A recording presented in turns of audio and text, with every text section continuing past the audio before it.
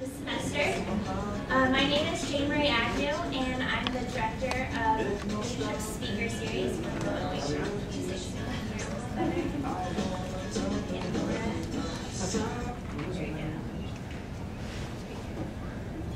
So as I was saying, I'm the director of Leadership Speaker Series, and I just want to thank you all for braving the cold and coming out tonight.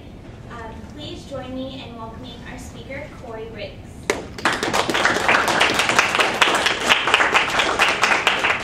Thank you very much.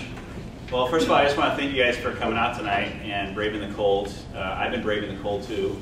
Cabos a lot warmer than this.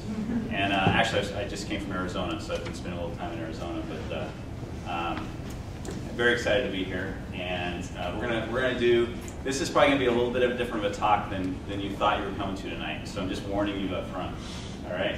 So the first thing we're going to do is everyone's going to move up to be close, please. Because we're talking about global leadership. We're gonna act like leaders. Good. So I just want to point out the people that came and sat in the front row. Very good job.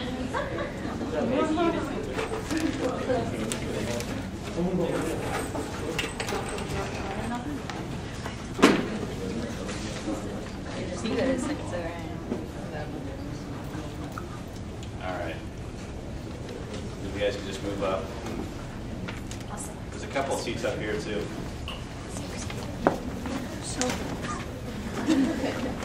But there's two empty ones right here. There are. Chris, I don't want to disrupt. I'll go. Come on. Come on. When Erica, step right, up. I'll leave you guys. It's not like you step up with All right. All right. So my name is Korey Riggs. I met Brian, who at St. Andrews University. He's not here tonight. I don't know if all of you know him, but I was working with a group of your students that were going to go down to Cabo as the CEO of Los Cabos Children's Foundation, and which is an organization that treats all the kids with cancer in Baja California Sur, which is the southern state of the Baja. So if you see the Baja Peninsula, it's the half of it. What I'm talking about tonight is I'm going to talk a little bit about nonprofits. I'm going to talk a little bit about nonprofit management. That's what I did for a while. I've also been in corporate America for a long time. And I'm going to talk a lot about leadership and what it takes to be a global leader and what some of the things you need to do. So it's pretty simple what I'm going to talk about tonight. This is pretty much it. I'm not going to be doing a lot of PowerPointing. This is really the list of things. And what's interesting about this is global leadership. You think about it, it's everything outside of you. But the truth is, to be a great global leader, you got to understand your inside. That's the number one thing, is you got to understand yourself and who you are, and be open to other things, and you got to be comfortable with yourself to do that. So the first thing up there I have is psychology follows physiology, and that's a very interesting thing, because our body language, especially when you're operating in different cultures, says everything, and says things to certain cultures that you don't want it to say. You don't even know that it's saying it. So we're going to try something while I'm speaking. Everyone's going to uncross their legs and uncross their arms and take their hands out of their pockets. And let me tell you what crossing anything says to everyone in the world, is that you're closed off to them. And so anytime you're sitting in a class and there's a teacher and you're like this, even though it is a signal to that teacher that you're closed off to them, even if you're not meaning it to be. Now, it's not only a signal to the teacher that you're closed off to them, you are actually closing yourself off to them. Yes? What if you're wearing a skirt? Well, yeah, that's a different story. Well, just, you know, you can still keep your legs together, right? Okay. All right. Besides the skirt thing, it's something to think about, and I want you to try it, because another thing we're going to talk about is getting out of your comfort zone. And a lot of us are very comfortable crossing our legs, crossing our arms. You're going to do it, and I'm going to point it out to you as we're talking tonight. I'll point out to what, uncross, or uncross, or whatever. Okay, uncross. Even hands, even hands, even hands. Everything. Just try it. This is fun. I'm asking 45 minutes. 45 minutes to try it. All right? This is called getting out of your comfort zone a little bit. All right? Some people even think you can even open your hands up. You don't have to take notes right now. You can if you want. But you can if you want. You can even open your hands up and you get even more energy in. You're letting someone open, you're being open. So just try it. This is getting you guys out of your comfort zone. All right? So psychology follows physiology. Another thing I'll say about that is eat right. Do some kind of working out because you got to get your body in balance. If you want to be an effective leader, you got to be in balance. And it's very helpful. So think about that as we're eating our cookies and things. But that's okay. Cookies are good. I'm going to talk a little bit about myself, first of all. And he's crossed. See? That's all right. He's crossed. All right. I'm going to tell you a little bit about myself. I, at your age, had no idea what I wanted to do with my life. No idea. And I'm sure a lot of you are in that same boat. You know you like something, but you're not sure what you want to do. Since I was your age, these are all the organizations I've worked with.